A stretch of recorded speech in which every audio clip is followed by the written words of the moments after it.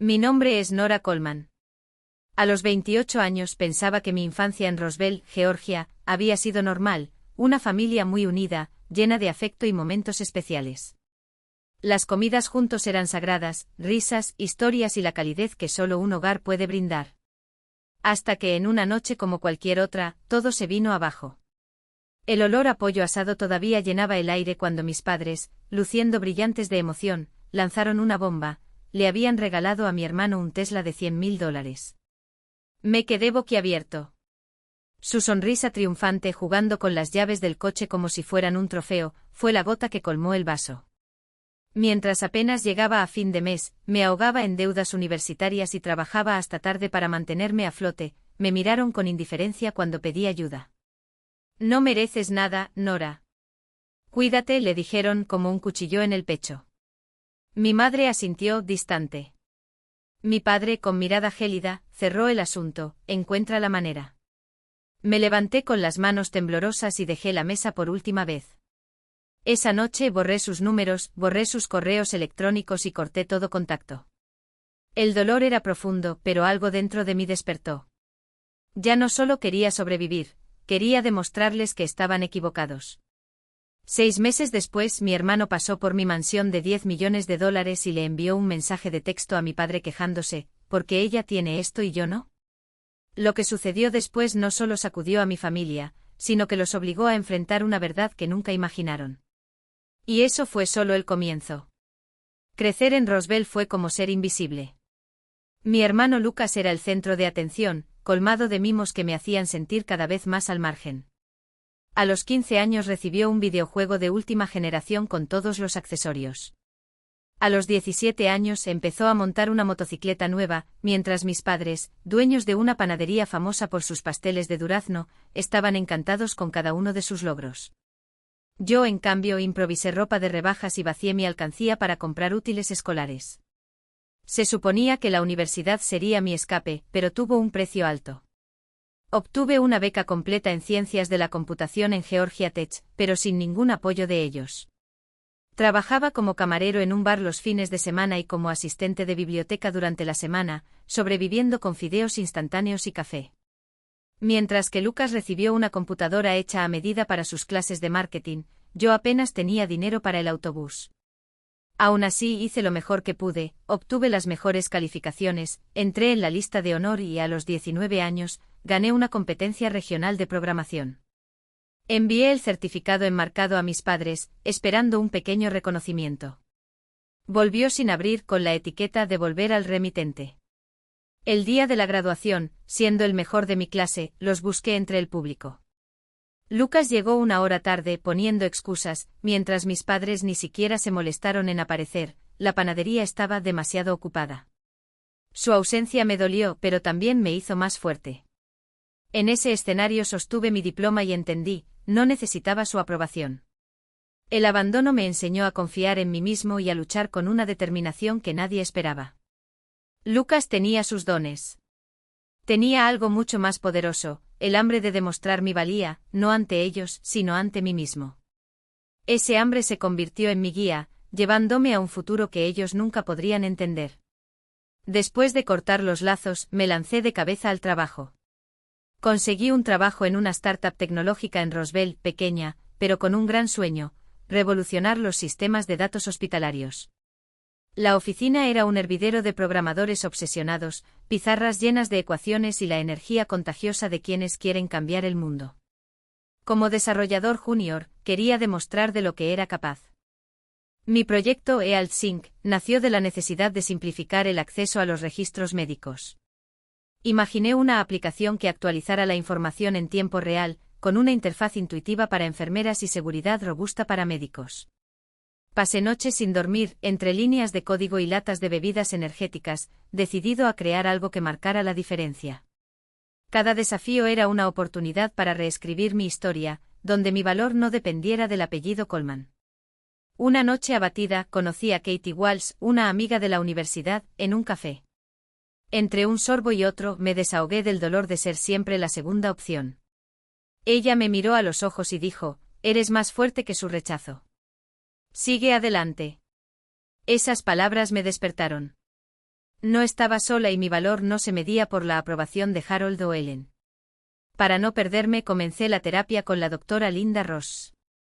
En su oficina desenterré años de sentimientos de inferioridad. Ella no me perdonó, tienes un don. No dejes que su sombra apague tu brillo. Aprendí a poner límites, a dejar de buscar cariño donde no había espacio. Tus palabras se convirtieron en mi refugio seguro, ayudándome a concentrarme en Ealt Sink en lugar de pensar en sentimientos heridos. Con el apoyo de Katie y la guía de la doctora Linda, seguí adelante. Ya no era la chica ignorada de Roswell. Era una mujer decidida a construir un legado que nadie podía ignorar. Y todavía no tenía ni idea de lo que se avecinaba. La claridad de Ross me impulsó a sumergirme de lleno en mi trabajo, decidida a construir algo más grande que cualquier cicatriz del pasado. Al principio encontré mi propósito. La oficina era una caldera a presión, teclados golpeando sin descanso, pizarras llenas de diagramas complejos y el incesante zumbido de plazos ajustados. En medio de este caos, Vanessa Hull se destacó como una tormenta a punto de estallar, una desarrolladora senior con un talento innato para acaparar la atención. Entraba a las reuniones con la arrogancia de quien ya había ganado, sus ideas eran audaces y su voz siempre estaba un decibelio por encima de las demás. Para ella, yo era simplemente el chico nuevo y ambicioso, un obstáculo que debía ser aplastado. Durante una sesión de planificación de sprint, propuse una funcionalidad para acelerar la recuperación de datos en Ealt Sink. Vanessa me interrumpió con un tono cortante, qué dulce. Pero mantengamos los pies en la tierra. Su sonrisa irónica se prolongó mientras el equipo desviaba la atención hacia su llamativa propuesta, una aplicación de marca hospitalaria, llena de agujeros técnicos pero empaquetada en un discurso seductor. Apreté los puños debajo de la mesa, sintiendo sus palabras como una cerilla en un barril de gasolina. No estaba allí para hacer amigos. Yo estaba allí para ganar. Y Ealt Sink se convirtió en mi arma. Los días y las noches se fusionaron en líneas de código. Perfeccioné su núcleo, sincronización perfecta de registros médicos entre sistemas hospitalarios, cifrado de extremo a extremo para proteger datos confidenciales y un panel intuitivo diseñado para enfermeras agotadas. Los desafíos técnicos fueron brutales. Integrar bases de datos hospitalarias heredadas era como luchar contra un monstruo con cabeza de hidra, con cada API obsoleta resuelta, surgían dos nuevas incompatibilidades. Pasé horas en la sala de servidores, rastreando errores que hacían caer el sistema, mi escritorio enterrado bajo post-its amarillentos y tazas de café frío. Una prueba beta en una clínica local fue el punto de inflexión. Sus comentarios valieron su peso en oro, Ealt Sink redujo nuestro tiempo de trámites a la mitad. Esa validación me impulsó hacia adelante incluso mientras Vanessa flotaba como una sombra, observando mi progreso con ojos calculadores. Espero que tu aplicación no falle bajo presión, dijo con su fina sonrisa prolongándose un segundo más de lo necesario. Lo ignoré y me sumergí más profundamente en el código, decidida a hacer que Ealt Sink fuera infalible. Entonces una tarde Paul Bennett, nuestro director ejecutivo, un hombre con trajes impecables y palabras aún más directas, me llamó en privado. Su oficina, repleta de revistas de tecnología y premios a empresas emergentes, era un santuario de eficiencia. Siguió de cerca a Ealt Sink y sus palabras me congelaron, estás redefiniendo el estándar para todos nosotros. En mi mano un nuevo puesto, líder de la siguiente fase de la postulación, el puesto que Vanessa llevaba meses codiciando. Su rostro se arrugó cuando escuchó, sus tacones altos hicieron clic en el suelo como una advertencia mientras salía de la sala de reuniones. La confianza de Paul no fue solo reconocimiento. Fue un salvavidas, una prueba de que pertenecía a ese mundo de alto riesgo. Y eso me impulsó a profundizar aún más, ignorando las miradas de Vanessa y los susurros que ella difundía sobre mis ideas demasiado ambiciosas. Ella no se rindió. En las revisiones de código destrozaba mis líneas con comentarios sobre ineficiencias menores, y su tono rezumaba falsa preocupación. La escalabilidad aquí es cuestionable, dijo como si fuera una mentora preocupada. Respondí con datos de pruebas de estrés que demostraron que Ealt Sink podía soportar a 10.000 usuarios sin ahogarse. Cada golpe que ella lanzó, lo devolví con resultados. Noches de insomnio optimizando el rendimiento, mi portátil gimiendo como una turbina. Katie aparecía de vez en cuando, dejando barras de granola en mi mesa y burlándose del café de la empresa, que podría disolver una cuchara de metal. Sus visitas eran como un respiro, nunca pesadas, nunca emocionales. Ella sabía que necesitaba concentración, no drama. Con cada error corregido, con cada característica pulida, no solo estaba superando a Vanessa. Estaba labrando un legado, demostrando que podía superar a cualquiera que intentara reprimirme. 6 meses después todo había cambiado. Eal Sink ha despegado y ha sido adoptado por los principales hospitales de Georgia y más allá. Atlanta General, un complejo médico con miles de pacientes, implementó mi aplicación para agilizar el flujo de emergencias. Su jefe de ti me escribió directamente, su aplicación nos ahorra horas al día. Luego 3 gigantes más, Emory, Piedmont y Northside, firmaron contratos para integrar Eal Sink. La sincronización de datos en tiempo real redujo los errores en los registros médicos y la interfaz fácil de usar convenció a los médicos con exceso de trabajo. Iba a reuniones con administradores de hospitales y los veía asentir mientras demostraba funciones que había codificado durante noches de insomnio. Cada contrato era como un ladrillo en los cimientos de una vida que había construido desde cero, lejos de las sombras del abandono de mi familia. El éxito trajo riqueza que nunca había imaginado. A los 28 me hice millonario. Mi cuenta bancaria se llenó de tarifas de licencia y acciones iniciales. Compré una mansión de $10 millones en Cobb, el barrio más exclusivo de Roswell, una obra maestra moderna, con ventanales del suelo al techo y un jardín que se perdía de vista. Mudarse allí fue surrealista. Pasé los dedos por las encimeras de mármol, maravillándome del viaje desde la ropa de las tiendas de segunda mano hasta los fideos instantáneos. Esa casa no fue solo una compra. Fue una declaración. No necesitaba la aprobación de Harold o Ellen para prosperar.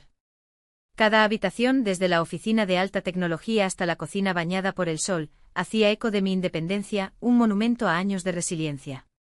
En medio de este torbellino, conocí a Sean Parker en una conferencia de tecnología en Atlanta. Un capitalista de riesgo con una cálida sonrisa y una mente aguda, se acercó a mí después de mi charla sobre el impacto de Eal Sink. Hablamos durante horas, conectados por sueños compartidos de innovación. Eres imparable, dijo, admirando mi determinación.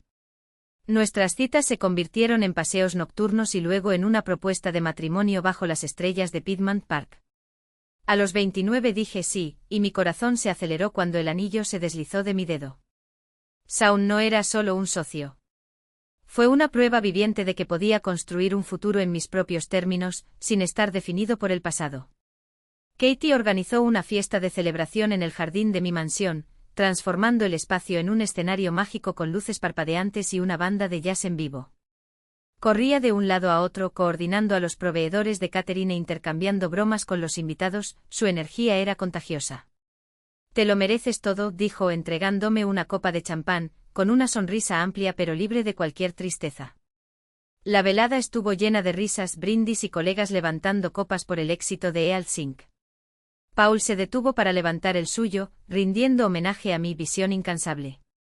Incluso Vanessa envió un correo electrónico de felicitación breve, por supuesto, pero pude sentir el veneno entre líneas. Estando en mi nuevo hogar, rodeado de personas que creían en mí, sentí una victoria silenciosa. Nada de eso me lo podrían quitar. Hasta que una noche tranquila, el pasado llamó a la puerta. Estaba en mi soleada biblioteca, hojeando una revista de tecnología, cuando Sean me tocó el hombro y señaló hacia afuera. Un sedán negro se deslizó lentamente más allá de las puertas de hierro forjado, sus ventanas oscuras reflejaban las luces de la calle. Lo reconocí en ese instante, el auto de Lucas, el mismo que había conducido a nuestra última cena familiar, el motor ronroneando con arrogante confianza. Se quedó quieto contemplando la finca con una visible tensión en el cuerpo, como si la mansión fuera una afrenta personal. Horas más tarde mi teléfono sonó con una notificación de una aplicación de mensajería que había abandonado hace años. Lucas había enviado un mensaje al grupo familiar, incluidos Harold y Ellen, y descuidadamente a mí. Mira a nuestra princesa. Mientras nosotros nos matamos para sobrevivir, ella vive en un palacio, atesorando millones. Sus palabras fueron como una bofetada, arrastrándome a los recuerdos de sus privilegios, motocicletas regaladas mientras yo improvisaba pantalones de segunda mano. Sostuve el teléfono celular con fuerza, mi pulso se aceleró, la ira y el dolor se mezclaron en un nudo en mi garganta. Conté hasta 10, mis dedos temblaban sobre la pantalla del teléfono, pero me negué a contestar. Lucas no tendría el placer de invadir la vida que yo había logrado con sangre, sudor y noches de insomnio. Una semana después, llegó a mi bandeja de entrada un correo electrónico de Harold y Ellen, con el pomposo asunto, asuntos de la familia Stark. El tono inicial fue empalagoso, casi caricaturizado, felicitaciones vacías por mi éxito, palabras dulces que se volvieron amargas ante la primera señal de interés. Pero pronto se le cayó la máscara. La panadería se está hundiendo, escribió Ellen, cada sílaba destilando un derecho que nunca le perteneció. Tu dinero podría salvarla. ¿No nos debes al menos esa cantidad? Harold no se quedó atrás distorsionando la historia como si su indiferencia hubiera sido un noble sacrificio, como si su abandono hubiera sido una inversión en mi futuro. La audacia me revolvió el estómago. Los recuerdos me golpean en ráfagas, boletas de calificaciones ignoradas en el refrigerador, llamar a casa y escuchar solo la señal de ocupado, la silla vacía en mi graduación mientras aplaudían a Lucas por conseguir una pasantía mediocre. Releí el correo 2 veces, cada palabra era un puñetazo en el pecho, una confirmación de que, para ellos, yo siempre sería la sobrante, la hija que no merecía ser vista. Eliminé el mensaje con un clic seco, mi resolución era más sólida que el acero. No dejaría que su codicia empañara lo que había construido. Con Shaun a mi lado, su presencia como un refugio seguro, redacté una respuesta breve y tajante: no soy responsable de tus decisiones. No vuelvas a contactarme. Lo envié, bloqueé los correos electrónicos, los números y todos los canales a través de los cuales podían regresar. Era el mismo muro que había construido años antes, después de aquella desastrosa cena en la que Harold me dijo, entre bocado y bocado de bistec, que soñaba demasiado para una chica de nuestra clase. Shaun apretó mi mano, su silencio hablaba más que palabras, sabía que esa puerta finalmente estaba cerrada para siempre. Pero no se dieron por vencidos. Roswell, con sus calles estrechas y sus lenguas aún más afiladas, se convirtió en la tribuna de los Stark.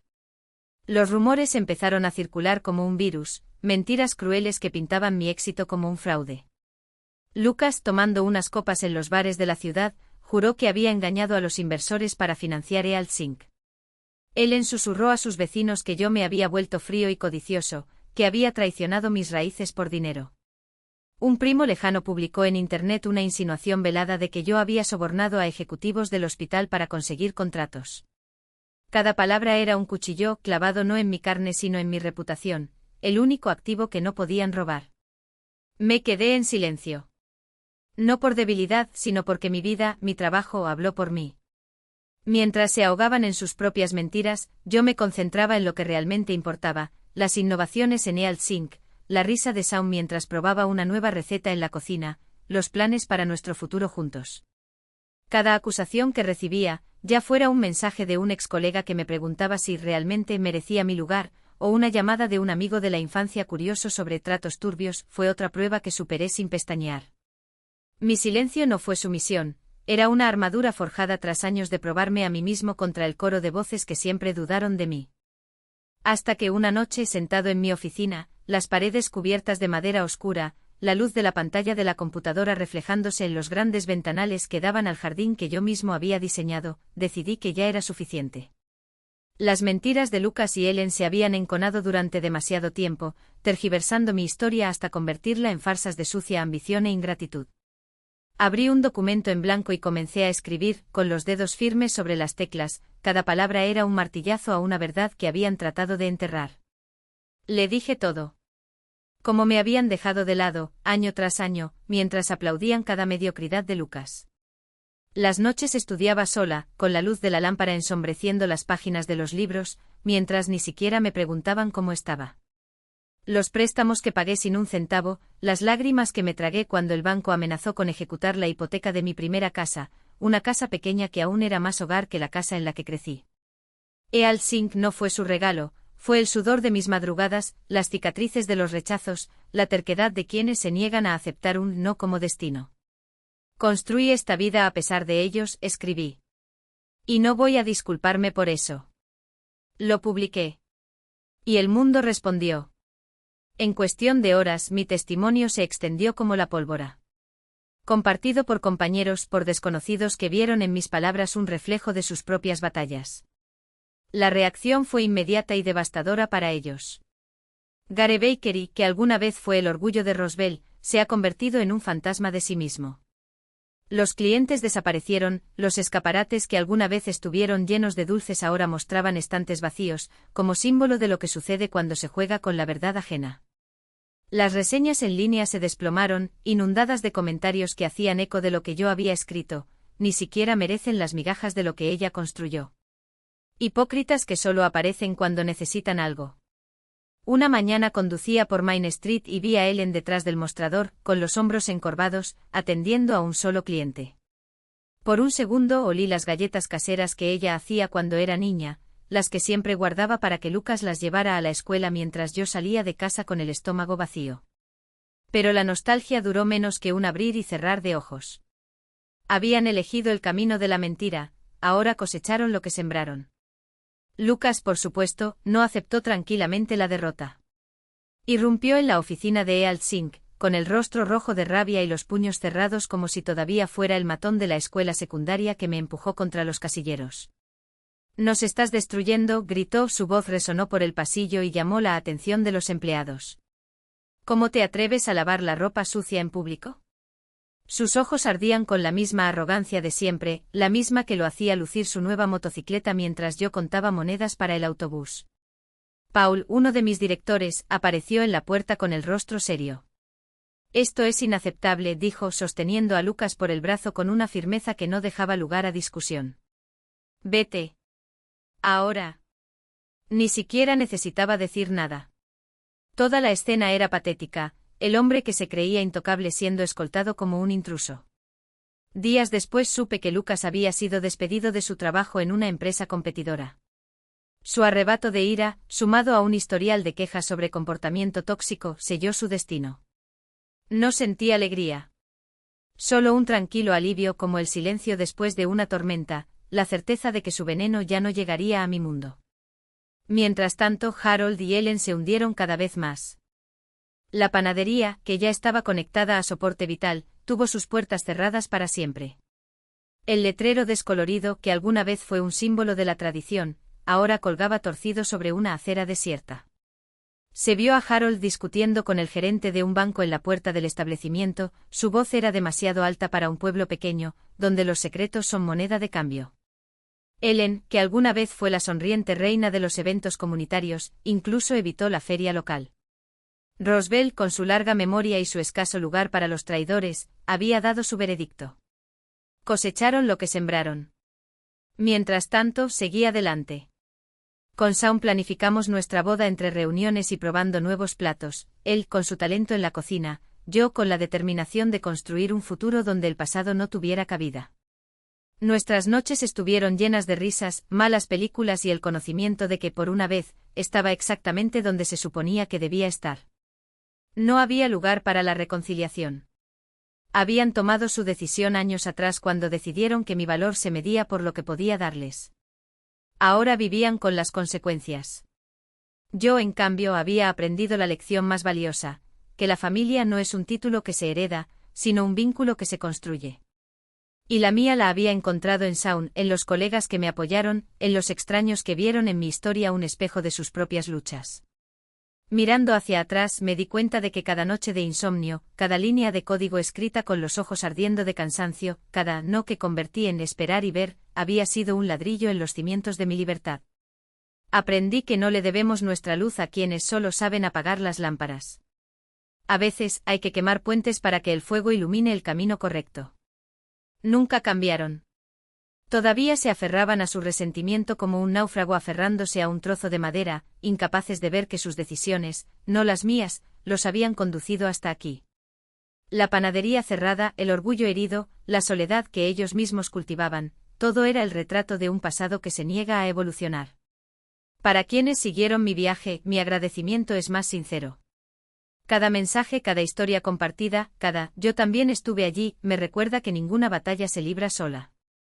Nuestras verdades, cuando se dicen en voz alta, tienen el poder de encender otras llamas. ¿Y tú? ¿Cómo trazaste tus límites? ¿Contra qué vientos tuviste que remar para llegar a donde estás? Dime. Porque esta historia, después de todo, es tanto tuya como mía.